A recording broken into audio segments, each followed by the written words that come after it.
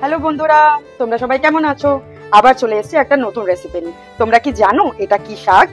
দেখো, এটা আমি আমার বাড়িতে কখনো খাইনি, ওয়েস্ট বেঙ্গলে কখনোই আমি দেখি। এটা হলো আসামের ভীষণ বিখ্যাত একটা শাক, যেই শাকটাকে ঢেকিয়া শাক বলে। এটাকে আমি ধুয়ে রেখেছি, আজকে এটাই বানাবো। ভীষণ টেস্টি আর ভীষণ বিখ্যাত একটা শাক এটা। আজকে আমি এটাই বানাবো। আমি ধুয়ে বেছে এটাকে রেখেছি। এবার এটাকে আমরা সুন্দর করে শাকের মতো করে কেটে নিয়ে তারপর বানাবো। এভাবে শাকগুলোকে কেটে এটা বাটিতে তুলে রাখবো।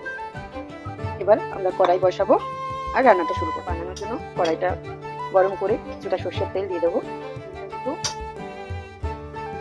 গরম হলেই তার মধ্যে দিয়ে দেবো কালো জিরা আর কটা কাঁচা ছেঁড়া লঙ্কা। এটা 1 মিনিটের জন্য সর্ষে করে চিপকানো শুরু করলেই এর মধ্যে দিয়ে দেবো একটা মিডিয়াম সাইজের কুচো করে রাখা পেঁয়াজ।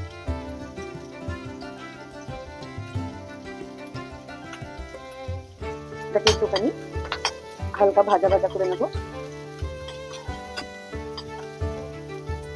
তার সাথে দিয়ে দেবো 4-5টা রসুন থেতো করে মধ্যে। এবার সবকটাকে একটু ভালো করে ভাজা ভাজা করে নেব।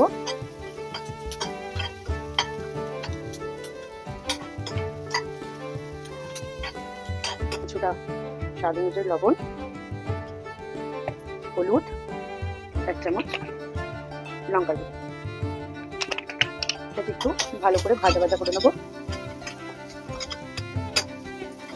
ভালো করে একটু ভাজা ভাজা হলেই এর মধ্যে ছেড়ে দেবো ঢেকিয়া শাকটা।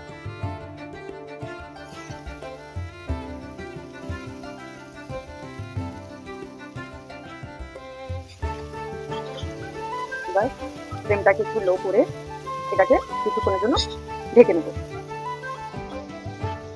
ঢাকনাটা খুলে ঢেকে নেবো। মাঝখানে মাঝখানে আমি একটুখানি নাড়িয়ে নিয়েছিলাম। তো আমাদের শাক রেডি। এর মধ্যে হালকা আমি একটু চিনি দিয়ে নেবো। এটা অপশনাল, তোমরা দিতে চাইলে দেবে, নালে দেবে না, কারণ এটা মশলাগুলোকে এনহ্যান্স করে। এই জন্য আমাদের শাক রেডি। সার্ভ করে নেবো। এবার শাকটাকে আমি সার্ভ করে নেবো।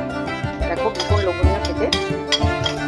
এর সাথে একটু পেঁয়াজ আর গরম গরম ভাত, এক থালা এমনি খাওয়া যাবে। এভাবে যদি আমি যদিও বা কোথাও আমাদের কলকাতায় কখনো খাইনি, আমি এটা গুয়াহাটিতে গিয়ে প্রথমবার খেয়েছিলাম। আমার তো খুব ভালো লেগেছে। তারপর এটা আমি দিল্লিতে পেয়েছি, তাই আজকে রান্না করে তোমাদেরও দেখালাম। তোমরাও যদি পাও এই শাকটা, তাহলে পরে রান্না করে এইভাবে খেয়ে আমায় জানিও কেমন লাগে।